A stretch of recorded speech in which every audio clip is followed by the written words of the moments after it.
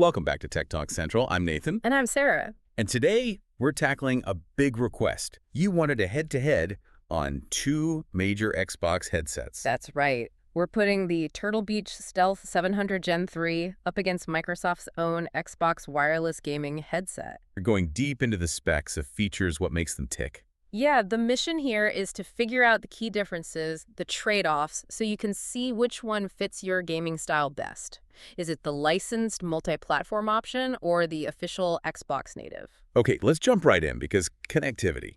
That's probably the biggest, initial dividing line here. Absolutely. It really frames the whole comparison. Yeah. Let's start with the Xbox wireless headset, the XWH. Microsoft's baby. Pretty much. Yeah. And its main selling point, simplicity for Xbox users. It connects directly to your Series X, Series S, or Xbox One. No dongle needed. Uses that built-in Xbox wireless radio. Exactly. Super seamless pairing. Just turn it on, sync it up, done. It also has Bluetooth 5.3, mind you, so it works with Windows PCs and mobile, too. Okay, straightforward enough. Now, the Turtle Beach Stealth 700 Gen 3.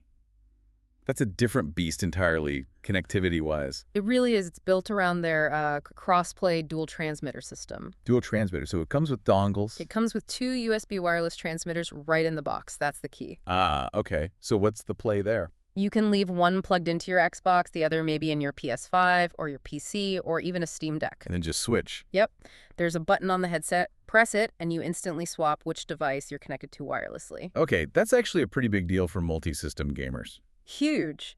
So the XWH gives you that instant, no-fuss connection to one system, the Xbox. Yeah. The TB700G3 gives you instant switching between many systems. And both can handle, game audio and phone chat at the same time? Yeah, both do simultaneous connections. So game audio via the main wireless and then, say, Discord chat from your phone over Bluetooth. The TB uses Bluetooth 5.2, XWH uses 5.3, but functionally it's similar there. Got it. So takeaway. XWH, for pure Xbox simplicity. TB700G3 if you jump between consoles or PC a lot. Precisely. Yeah. That dual transmitter is a real problem solver if you're juggling hardware. Okay, connectivity sorted. But how do they actually sound? Let's talk audio performance. Right, because great connection means nothing if the audio's bad. And here, well, they take very different approaches. It's almost like hardware power versus software smarts. Interesting. So the Stealth 700 Gen 3, what's its angle? Hardware. Pure hardware focus. It boasts these massive, patented 60mm Eclipse dual drivers. 60 millimeters. That's huge for headset drivers.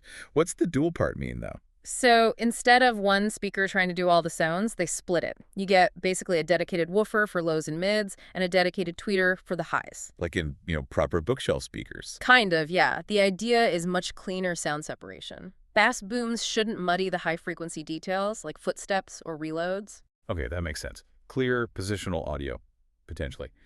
What about the Xbox wireless headset, then? Is it just using standard drivers? The specs don't shout about driver size in the same way. Microsoft's focus seems to be much more on software and integration with spatial audio. Ah, like Dolby Atmos. Exactly. It specifically highlights compatibility with Dolby Atmos, Windows Sonic, and DTS Headphone.x right out of the box on Xbox and Windows. So it's leaning on the processing power of the console or PC to create that immersive 3D sound. Pretty much. It's designed to work seamlessly with those platform-level spatial audio solutions. So that's a key trade-off then.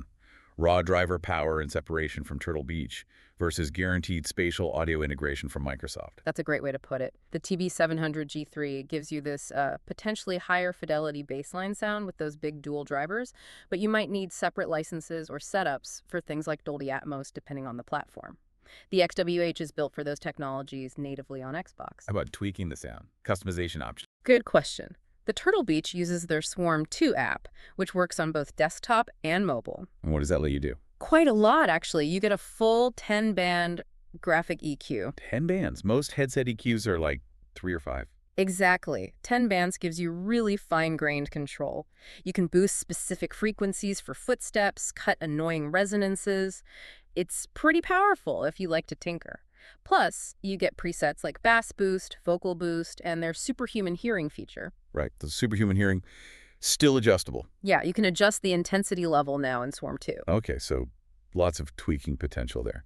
And the XWH, how do you tune that? That's all handled through the standard Xbox Accessories app on the console or PC. Simpler, I'm guessing. Much simpler. You get EQ presets, bass boost adjustments, auto mute settings, mic monitoring levels, but it's definitely not that surgical 10-band control. It's integrated and easy, but less deep.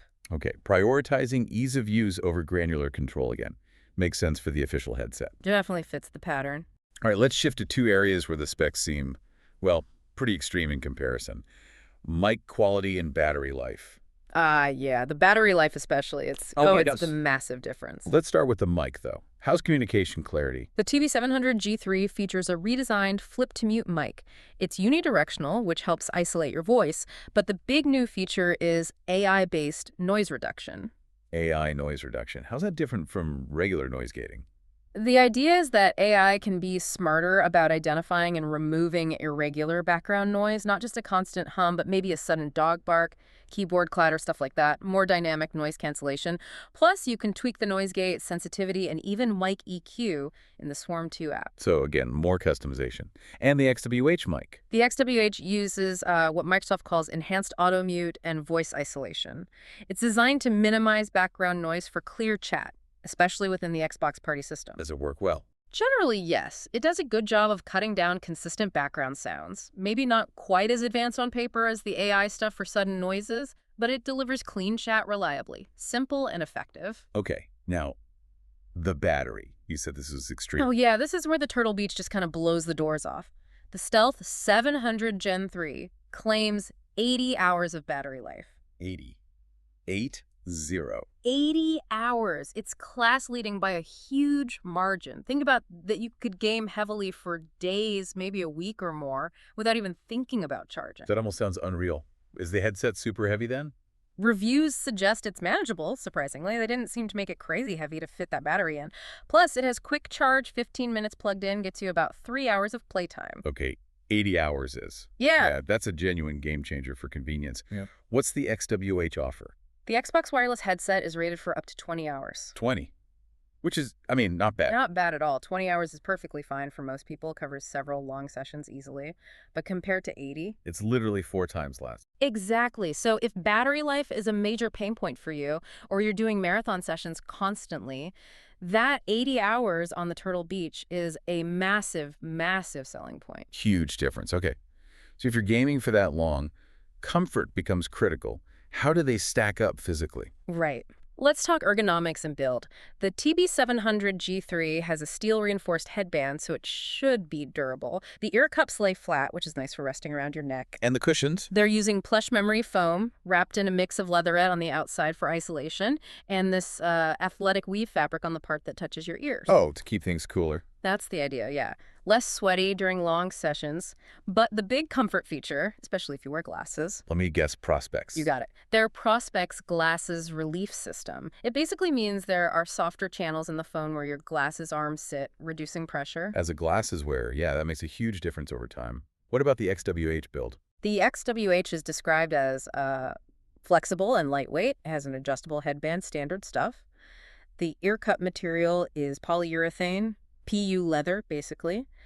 It's comfortable, definitely, but maybe not quite as focused on those specific long session comfort details like the fabric mix or the Prospex. But the XWH has something unique in terms of controls, right? Oh yeah, this is probably the XWH's killer ergonomic feature.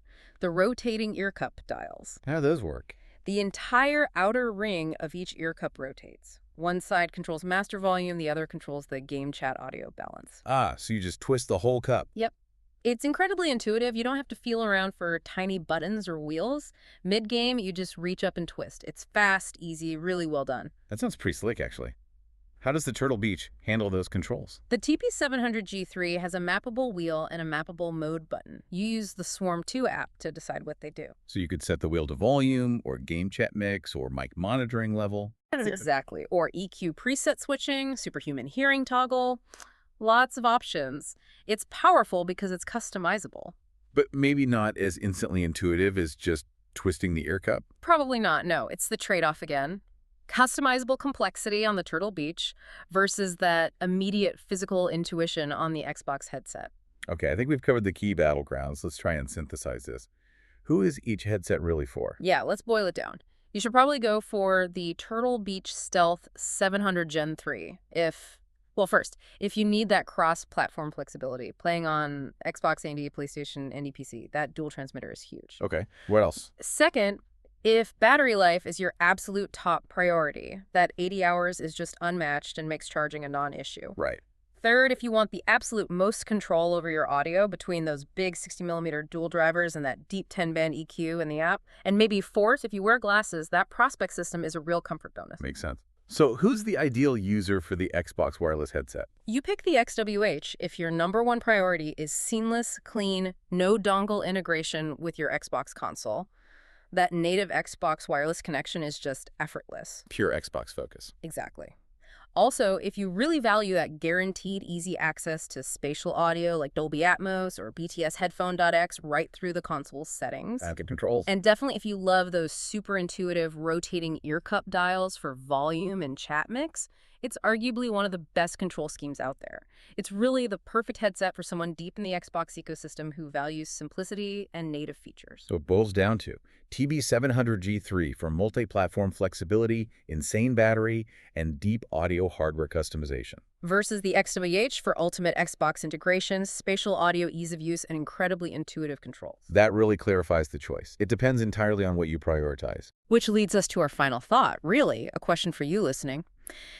Given the XWH's direct dongle-free Xbox connection and its built-in spatial audio support, versus the TB700G3's massive 80-hour battery and those advanced 60mm dual drivers, which specific trade-off matters most for the way you play on your primary platform? Something to mull over. Definitely something to think about. Well, thank you for joining us on this deep dive comparing these two Xbox contenders. It's been fun digging into the details. And hey, if you're curious about current pricing or want to grab one of these, you can find the latest prices and deals using the links down in the description below. Please make sure you hit that subscribe button for Tech Talk Central so you don't miss our next exploration of the tech that powers your game. We'll catch you next time.